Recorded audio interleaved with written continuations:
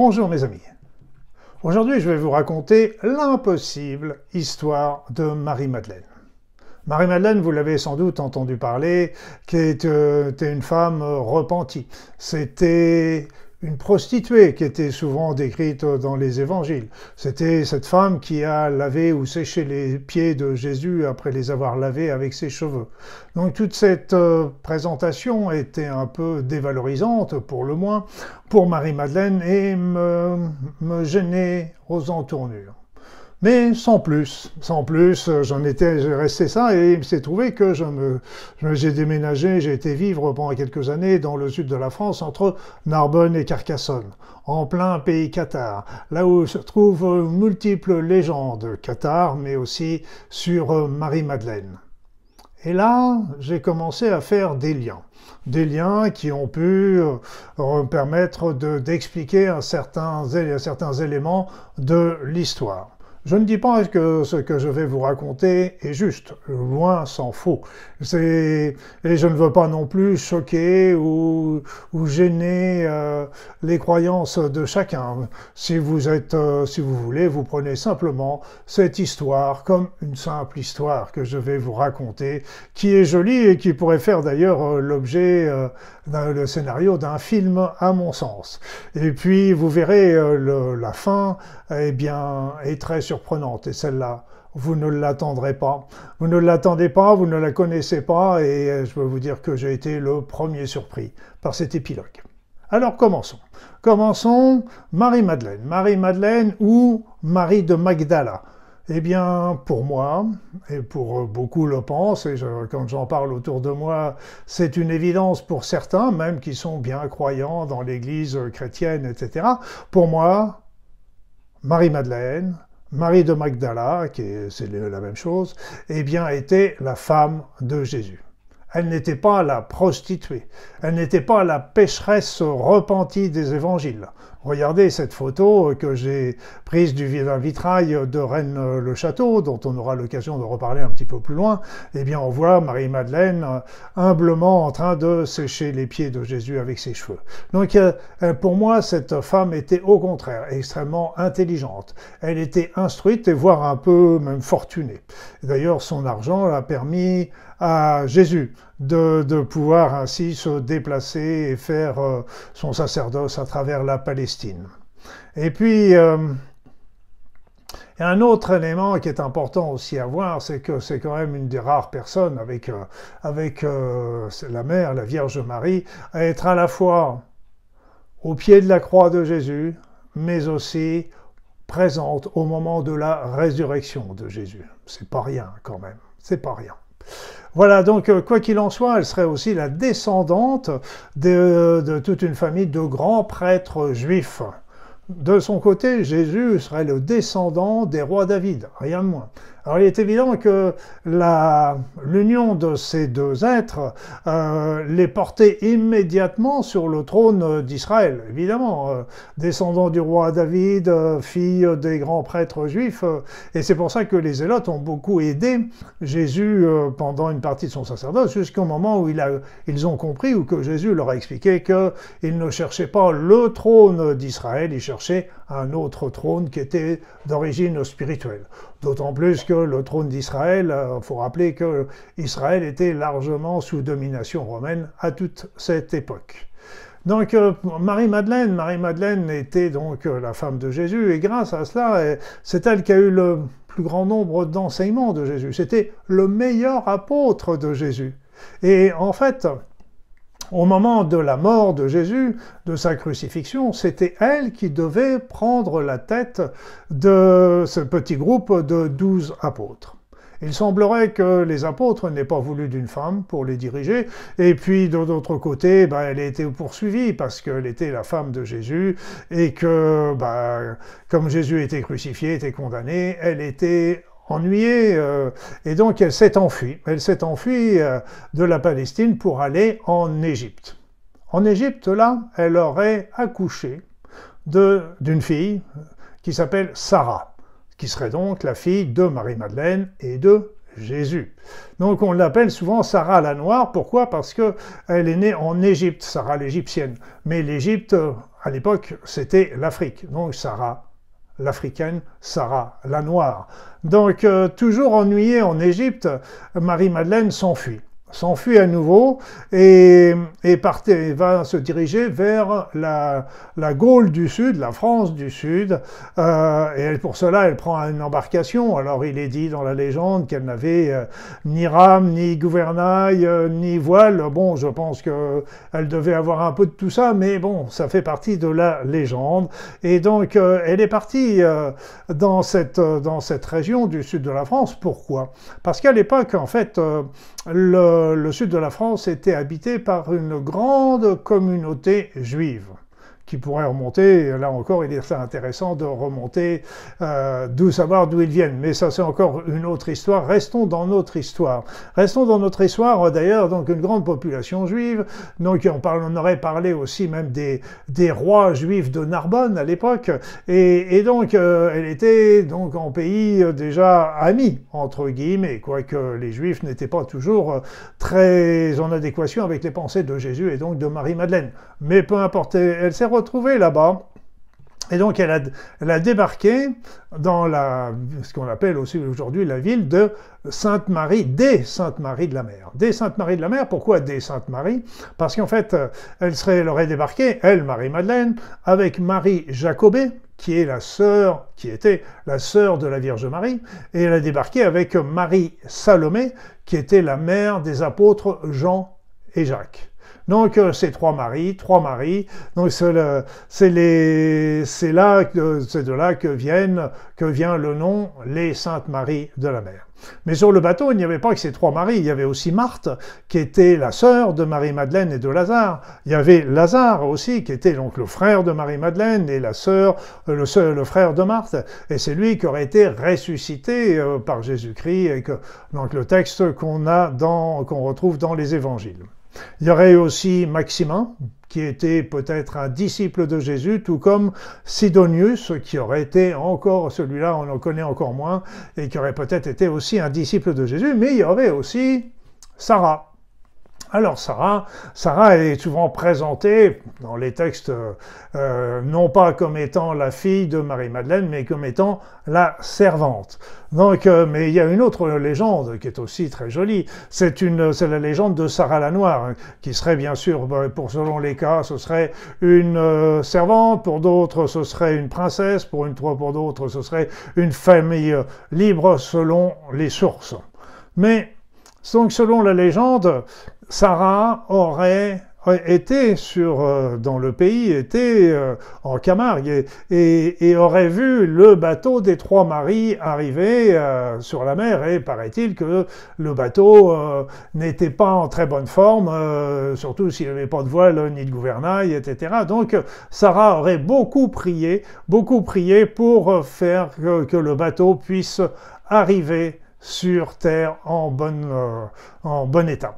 Donc Sarah était, là encore, dans la légende, était Sarah qui aurait une origine égyptienne, donc on rejoint un peu ce que je vous disais pour la naissance de Sarah en Égypte. Donc, et Sarah est vénérée comme étant une protectrice. Une protectrice, et ça c'est intéressant parce que elle était une protectrice aussi pour ceux qui vivent en marge de la société. C'est évident que Marie-Madeleine, à l'époque, vivait carrément en marge de la société, vu que tout le monde l'avait refoulée en Palestine et en Égypte. Et c'est pour ça d'ailleurs que les Gitans vénèrent Sainte Marie, Sainte Sarah. Il faut bien comprendre que, d'après les canons officiels de l'Église, Sarah n'est pas une sainte. Mais bon, l'Église ferme à peu près les yeux là-dessus, sur ce fait-là, et les Gitans viennent ainsi fêter Sainte Sarah, pas Sainte Marie, Sainte Sarah, aux Saintes Maries de la Mer, tous les ans, vers le 24 et le 25 mai. Donc, je vous ai dit, pour moi, Sarah, c'était pas quelqu'un qui était déjà sur place, c'était plutôt la fille de Marie-Madeleine et de Jésus. Quoi qu'il en soit, Marie-Madeleine arrive donc dans le sud de l'Effrance, ce qui correspond à toute la partie de l'Occitanie, et elle commence à diffuser l'enseignement de Jésus. Donc, elle est restée certainement dans cette région pendant un certain temps, le temps pour sa fille Sarah de grandir, probablement. Elle ne pouvait pas la laisser.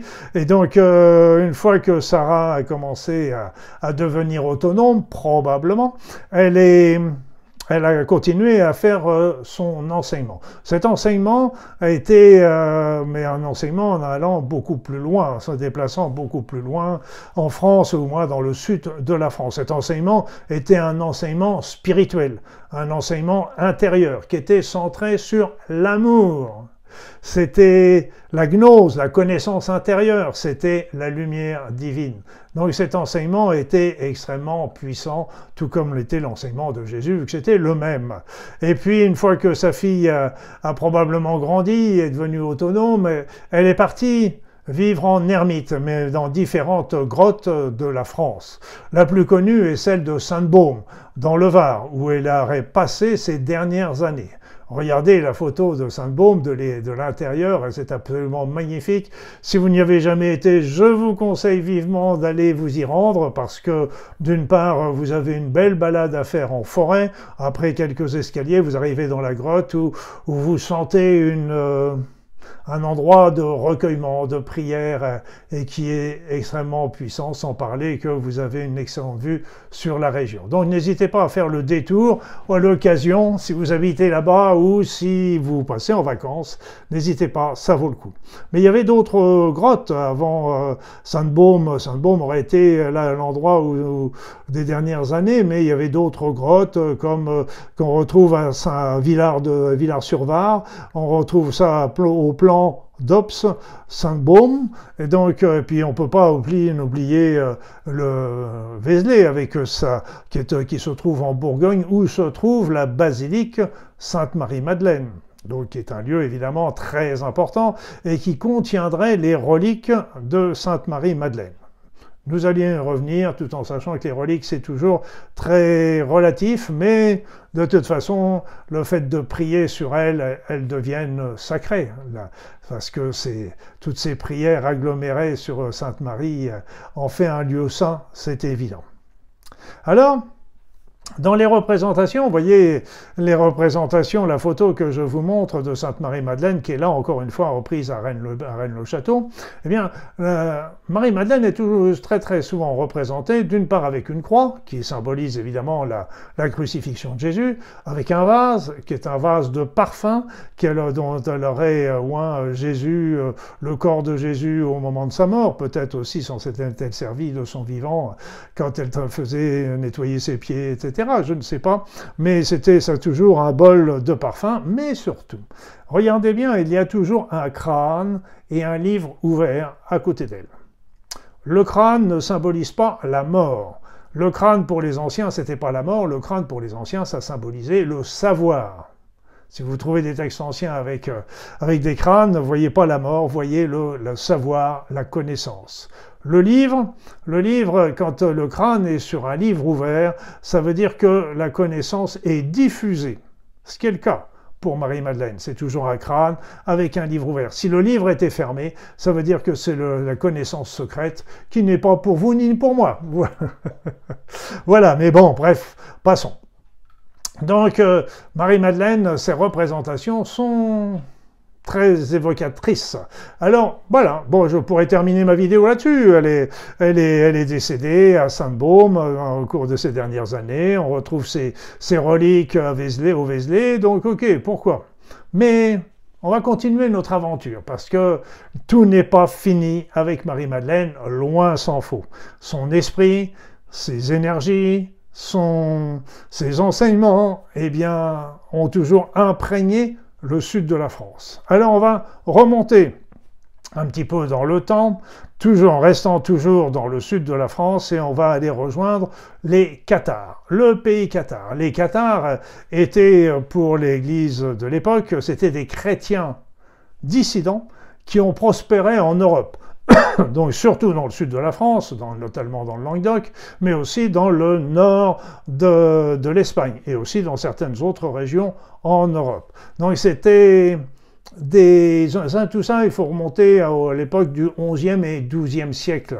Donc, leur foi était dualiste, ce qui est assez intéressant. Là, il faut regarder ça pas au pied de la lettre, mais au niveau symbolique. Ils croyaient en deux principes opposés, oui, le yin et le yang, etc., mais aussi avec un Dieu bon, qui correspond au monde spirituel, et un Dieu mauvais, qui correspond au monde matériel. Alors, quelle est l'origine des Cathares? Voilà une question qui est bonne. Donc, il y a beaucoup de personnes qui proposent différentes origines, mais une des origines qu'on retrouve très souvent, c'est une origine, comme on dit, magdaléenne, c'est-à-dire que c'est une origine qui proviendrait des enseignements de Marie-Madeleine. Nous y revoilà.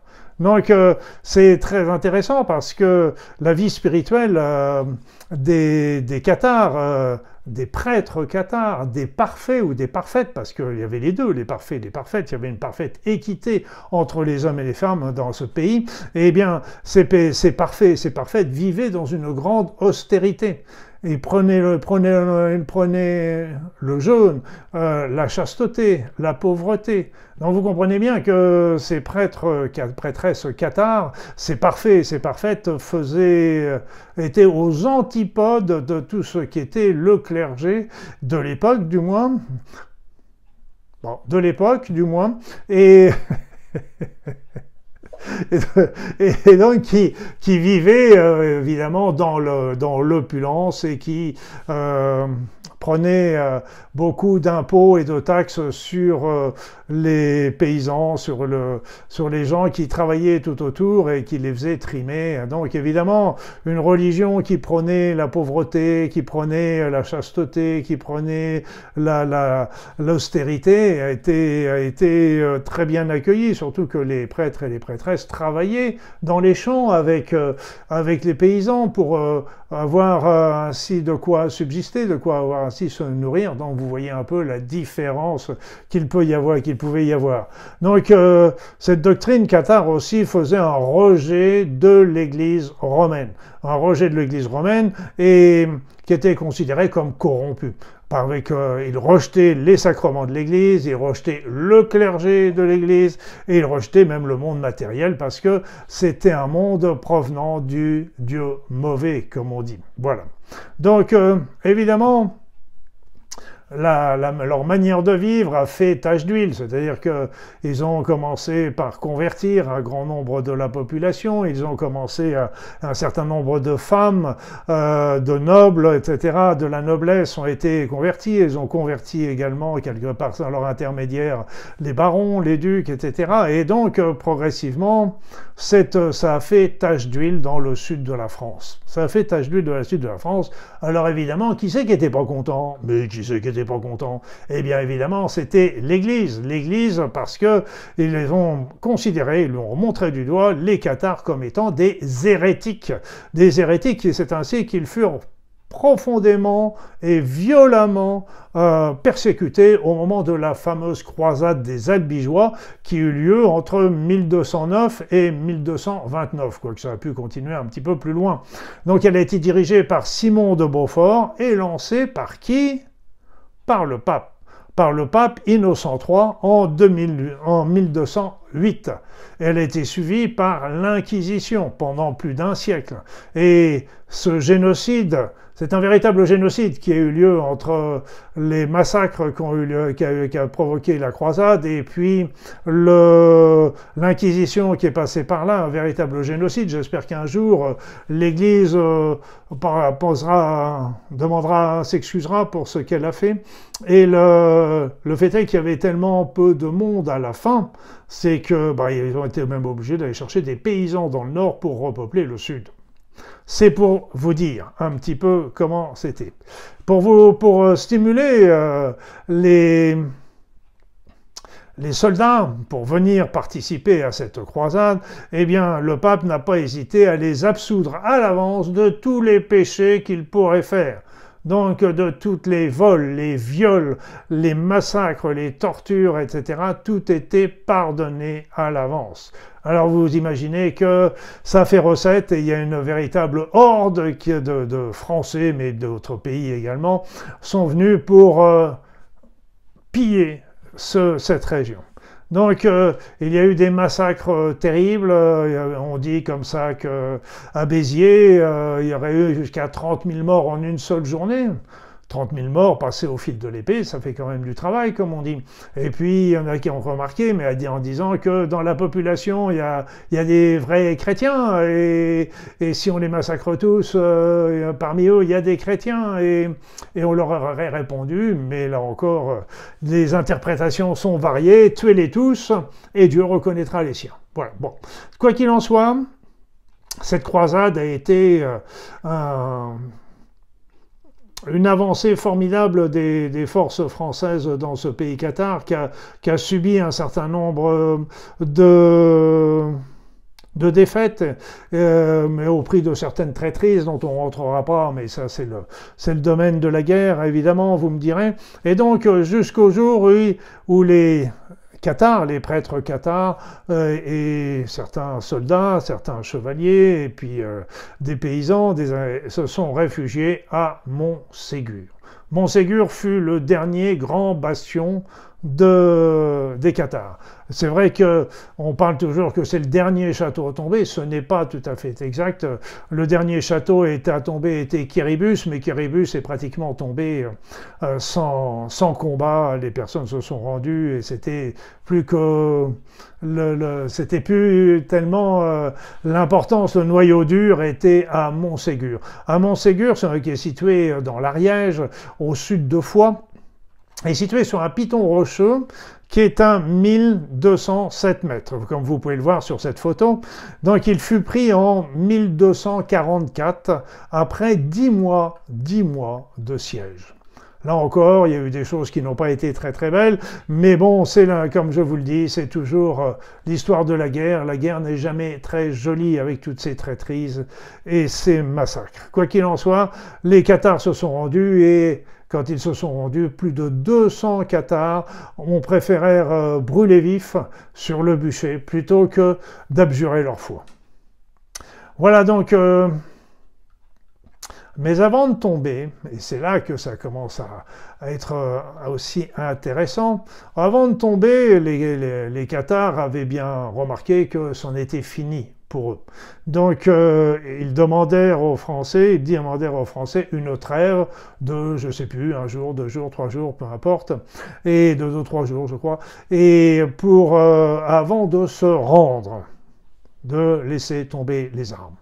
Les Français accordèrent cette trêve. Et à quoi a servi cette trêve? À quoi a servi cette trêve? Elle a servi déjà aux prêtres cathares pour faire qu'on appelle le seul sacrement de la religion cathare, c'était le consolamentum. C'était un sacrement qui permettait la purification de l'âme, mais aussi la libération du cycle des réincarnations en reconnectant l'âme avec le monde divin. Et ainsi, après ce consolamentum, les personnes devenaient des parfaits. Ils pouvaient monter dans le royaume de Dieu et ainsi éviter d'avoir à revenir ultérieurement dans le cycle de la réincarnation. Intéressant. Vous noterez que la réincarnation faisait évidemment partie de cette religion. Donc, ils ont fait le consolamentum pour toute la population qui le désirait, mais aussi, rappelez-vous ce que je vous ai dit, Montségur est un piton rocheux. Donc, il y a un endroit où c'est vraiment une falaise très abrupte. Et la légende raconte que 2 ou 3 cathares se seraient enfuis par cette région abrupte parce que les autres autour, évidemment, il y avait les Français qui devaient largement surveiller Montségur, eh bien, ils se seraient enfuis de nuit et auraient emmené le trésor des cathares. Waouh! Alors, 2 choses. La première chose, c'est que s'ils ont emmené ça, ils ont emmené ça sur un sac à dos. Donc ça veut dire qu'ils n'ont pas emmené 3 tonnes d'or.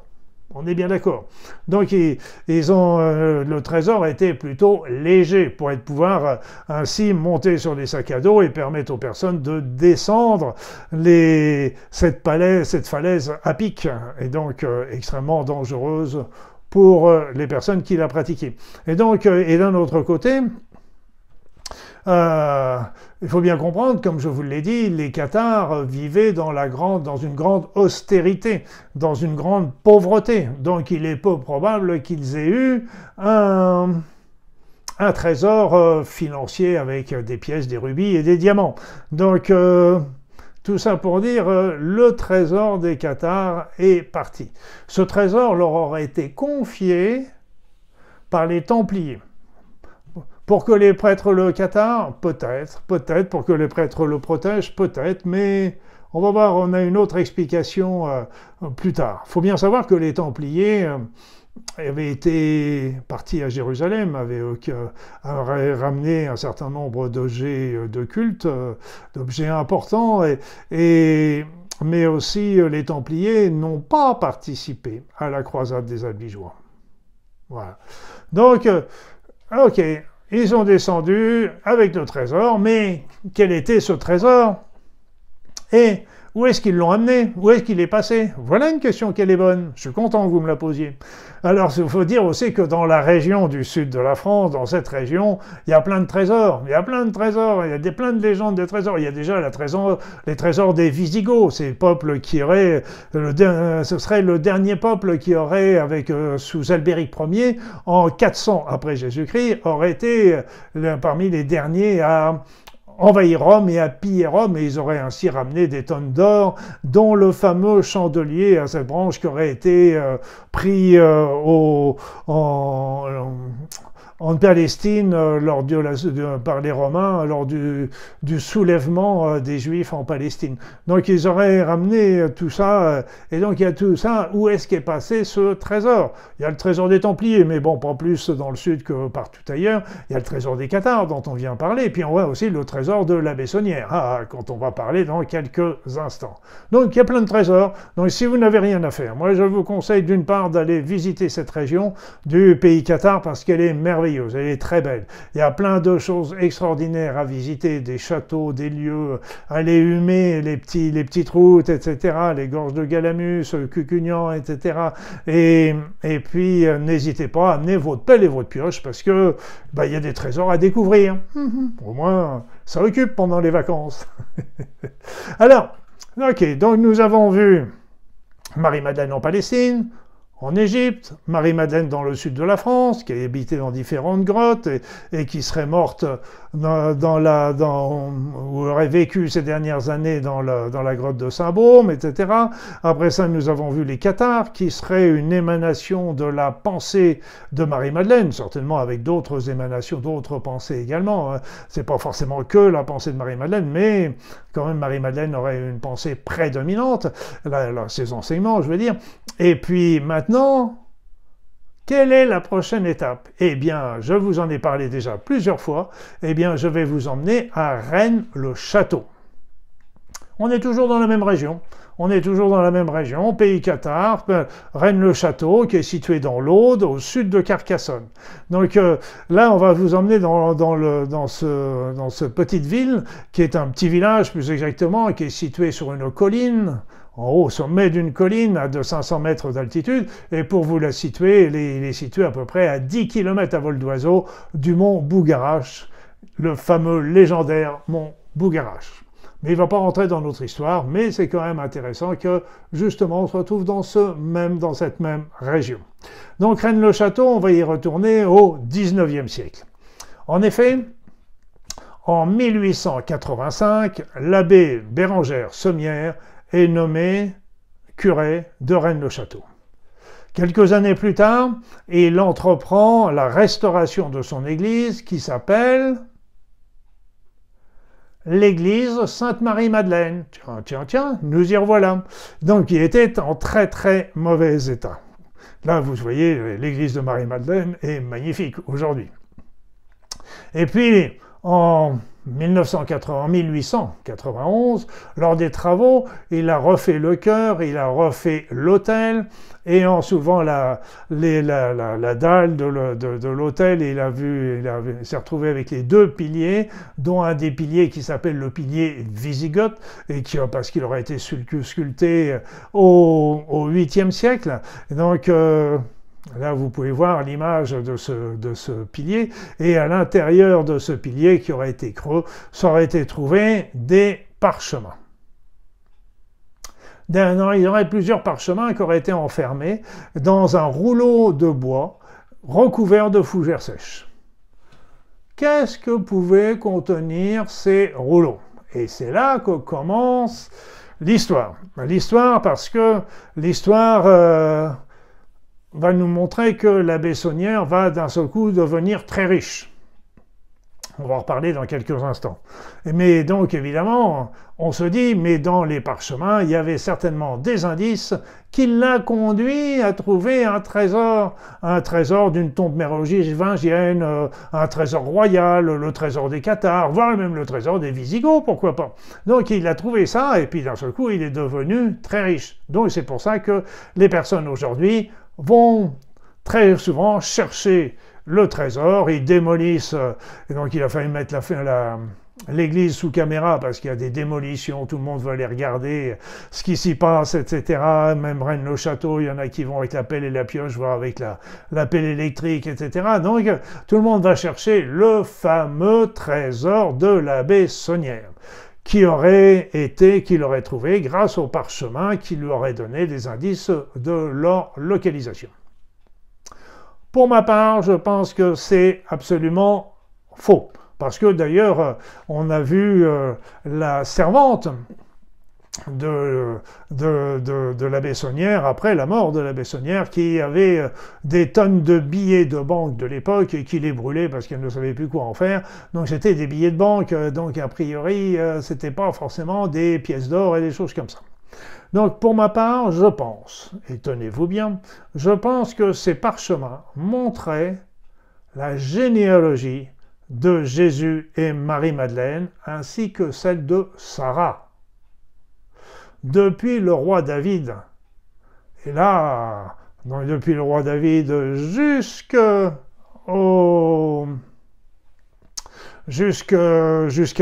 Jésus et Marie-Madeleine, c'est peut-être d'ailleurs ce qu'ont trouvé les Templiers sur un des trésors qu'ils auraient ramené là-dedans et qu'ils auraient donné ce document aux Cathares parce qu'ils savaient que les Cathares étaient d'obédience, qui suivaient les enseignements de Marie-Madeleine et peut-être que c'est une explication pour laquelle ils auraient transmis ces informations aux Cathares et ne les auraient pas gardées de part de verre.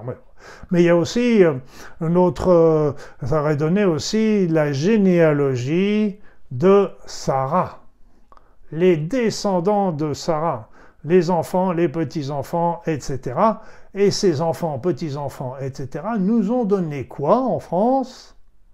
Ils nous ont donné les premiers rois de France, ou ce qui en tenait lieu, les rois mérovingiens. Donc les rois mérovingiens, quand il a vu ça,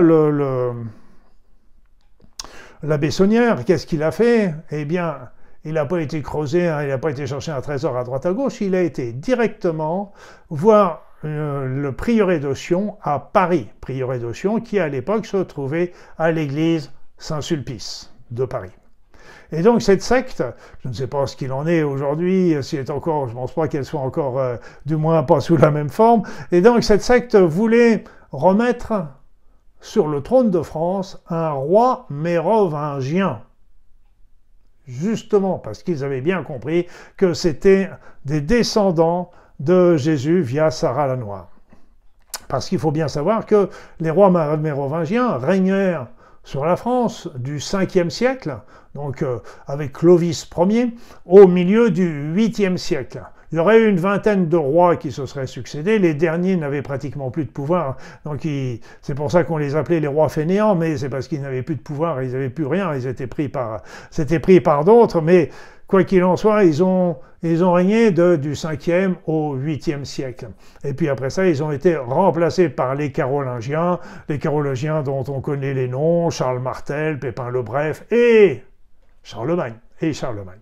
Car donc les Mérovingiens, ils voulaient, le papier qu'a apporté l'abbé Saunière devait les intéresser énormément, parce qu'ils prouvaient que les rois mérovingiens descendaient bien de la lignée de Jésus-Christ et de Marie-Madeleine, voire du roi David.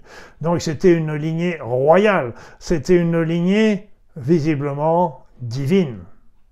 D'ailleurs, on disait que ces rois mérovingiens étaient capables de faire des miracles. Tiens. Bon.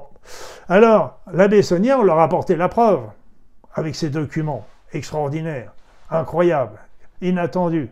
L'abbé Saunière a apporté ces documents, et donc il était probable qu'il les leur a vendus très cher. Très cher. Et c'est ainsi que l'abbé Saunière, dans les années qui suivirent, refit complètement l'église, refit complètement le presbytère qui devient une villa très cossue qui s'appelle la Villa Betami, et se fait construire une petite tour pour faire, comme vous le voyez sur la photo, et qui s'appelle la tour Magdala. Ça ne se rappelez-vous, Marie-Madeleine, c'est Marie de Magdala. Hein.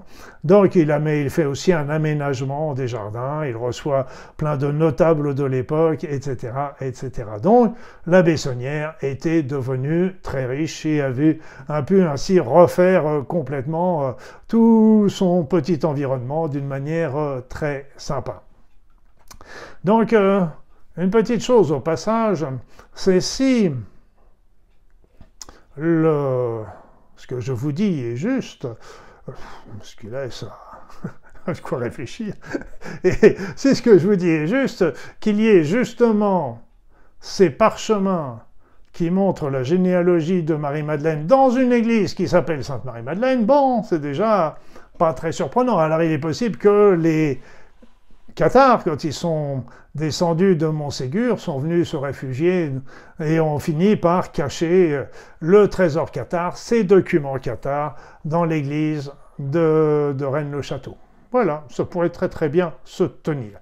Donc, voilà, cela, ça va refermer la période de l'abbé Saunière, qui était ainsi un prêtre extrêmement riche et qui a mal terminé. Je crois qu'il a pas été rejeté par l'Église. Enfin bref, c'est pas très important. Et puis, voici, nous arrivons maintenant au dernier chapitre. Wow, il y a encore un chapitre derrière ça? Oui. Et là, c'est là que je rentre en scène. Excusez-moi, mais j'adorais toute cette région, comme je vous l'ai dit, j'adorais aller monter sur Bougara, j'adorais aller visiter Rennes-les-Bains, Rennes-le-Château, aller visiter les châteaux cathares, etc. J'adorais tout ça, j'adorais cette région-là. Et puis, donc j'ai été visiter Rennes-le-Château, une des nombreuses fois, et j'ai été, bien sûr, comme d'habitude, à l'église Sainte-Marie-Madeleine. Donc il faut bien savoir que dans cette église, il y a de nombreuses curiosités qui alimentent encore la légende, dont en particulier, comme vous pouvez le voir sur la photo, vous avez un diable qui soutient un bénitier. Un diable à l'intérieur de l'église, c'est pas banal. Il y a plein d'histoires aussi par rapport au cœur, par exemple, d'un côté, il y a la Vierge Marie qui tient un enfant, de l'autre, il y a Joseph qui tient un autre enfant, et tout le monde dit, ah bah c'est parce qu'ils avaient des jumeaux. Voilà, encore une légende qui part, encore plein d'histoires. Il y a même dans les différentes fresques qui représentent les 12 étapes de la Passion de Jésus, il y a des ajouts, des modifications par rapport à ce qu'il y a d'habitude. Donc tout ça c'est très amusant parce que ça laisse l'imaginaire se développer. Donc, moi j'étais donc à l'intérieur de cette église, comme vous pouvez la voir sur la photo, et cette église est très agréable. J'avais la chance de n'avoir personne, mis à part les personnes avec qui j'étais, et donc j'étais en moment de prière et de recueillement. Et là, je reçois une information, une vision, une impression très floue, très bizarre. Je ne cherchais rien, moi j'étais simplement dans la prière, le recueillement, et d'un seul coup je vois, c'est comme si je voyais sous l'autel, il y avait une crypte à plusieurs mètres de profondeur. Au moins, j'évaluerais ça à 5-6 mètres de profondeur. Il y avait une crypte et je pense, d'après ce que j'en ai vu, c'était même pas une crypte, c'était plutôt une grotte parce que ça m'avait l'air plutôt creusé dans la roche, etc. Donc là, j'étais assez surpris. Et là, j'étais comme ça. Et là, je commence à percevoir une énergie, une présence. Présence qui était plutôt positive, mais très triste, très affaiblie également. Et au fur et à mesure, je me connecte à cet être qui était là, qui était visiblement enfermé dans cette grotte, et qui était visiblement prisonnier dans cette grotte. Et là, je m'aperçois de quoi? C'est qu'a priori, c'était Marie-Madeleine. Il y avait une tombe, je ne sais pas si son corps physique était là, c'est probable, mais je n'en sais rien, mais en tous les cas, son esprit était là, et elle était prisonnière dans cette grotte. Alors, j'étais un peu bouleversé, et puis moi je me méfie beaucoup d'une chose chez moi, c'est de faire attention à mon ego et à mon mental. Dieu sait qu'il a vite fait de nous emmener. Et donc j'appelle, je demande à mes amis de checker, de remarquer, etc. Et eux aussi ressentent la même chose que moi. Wow. Ça me conforte et je leur demande de sortir et de me laisser seul dans l'église. Et puis, vous savez peut-être que je passe des âmes, je suis un passeur d'âmes, et Dieu sait qu'il y a beaucoup d'âmes à passer en ce moment, et c'est pas des centaines, c'est des milliers et des milliers. Donc je suis un passeur d'âmes, et sans même réfléchir, parce que je me dis, j'aurais pu me dire, c'est Marie-Madeleine. Marie-Madeleine, elle est 100 fois plus importante, plus belle, plus religieuse, plus chrétienne, plus sainte que toi. Et toi, tu vas faire un passage d'âme à une personne qui a une puissance spirituelle largement supérieure à toi. Mais je ne réfléchis pas à tout ça. Je ne réfléchis pas à tout ça et je fais mon passage d'âme. Et mon passage d'âme, il réussit. Là, j'en ai été bouleversé parce que d'un seul coup, je ne sentais plus rien dans cette crypte souterraine. Et j'appelle de nouveau mes amis en me disant, venez, regardez, est-ce que vous sentez encore quelque chose en bas, etc. Et eux-mêmes me disent, ah non, il n'y a plus rien. Et d'un seul coup, je perçois, mais aussi un certain nombre des personnes m'accompagnant l'ont perçu également, on a ressenti, tenez-vous bien. Et là, si vous croyez que je délire, vous aurez tout à fait raison. J'ai ressenti les retrouvailles de Jésus et Marie-Madeleine. Le couple de Jésus et Marie-Madeleine est sans doute un des plus beaux couples qui n'ait jamais existé sur la terre. Ces retrouvailles étaient d'un amour, d'une puissance extraordinaire. C'était très émouvant. Et là, eh bien, nous nous sommes éclipsés sur la pointe des pieds. Et quand nous sommes repartis en voiture, on a ressenti la présence de Jésus et de Marie-Madeleine à nos côtés avec une force extraordinaire pour nous remercier de ce que nous avions fait. Mais j'en reviens toujours pas. Pourquoi, moi, un petit humain de rien du tout, il y avait besoin de moi pour libérer Marie-Madeleine? Jésus aurait pu le faire, les anges auraient pu le faire, les archanges, etc. Pourquoi il fallait que ce soit un être humain qui le fasse? Je n'en sais rien. En tous les cas, je n'ai pas la grosse tête là-dessus, mais pourtant, je garde un respect énorme par rapport à Marie-Madeleine et à Jésus, que j'affectionne particulièrement. Mais si nous reprenons un petit peu le cours de notre histoire, eh bien, si Marie-Madeleine était véritablement prisonnière dans cette crypte, eh bien, il est logique que dans l'autel qui se trouve juste au-dessus de cette crypte se trouvent les parchemins qui montrait sa généalogie antérieure et postérieure. Et puis, ça pourrait expliquer aussi très bien pourquoi l'Église s'appelle Marie-Madeleine, Sainte Marie-Madeleine, et pourquoi le prêtre, qui savait très bien que tous ces documents étaient en rapport avec Marie-Madeleine, avec Jésus, etc., et pourquoi ce prêtre a appelé la tour qui lui servait de bureau Magdala. Voilà, d'un seul coup, donc tout ça, ça se recoupe, ça se retrouve. Tout ce que je viens de vous raconter vaut ce qu'il vaut, mais c'est une belle histoire.